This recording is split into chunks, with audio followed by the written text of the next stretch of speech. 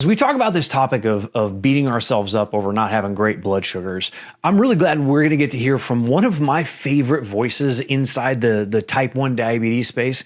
His name's Dr. Mike Natter. He's an endocrinologist. He's in New York City. He is one of the sharpest dressed men I have ever seen, and he's an incredible artist. Hi, I'm Mike Natter. I'm an endocrinologist and type 1 diabetic. And type 1 diabetes is an everyday condition. It's said that between 180 and 300 decisions are made every day in a type 1 diabetic's life. That's a massive amount of cognitive energy and time that we need to think about what we're doing. We can't let that goal, that idea of perfection, get in the way of our mental health and get so caught up in making us feel bad or guilty for not hitting those goals every day or every time. Obviously, there's a reason for these goals, right? We know that when our A1C is less than 7% on average, and our time in range is 70% or greater on average, the chances of complications from diabetes goes down. Complications include things like retinopathy, damage to the retina or the back of the eye, nephropathy, damage to our kidneys, amongst other things. That being said,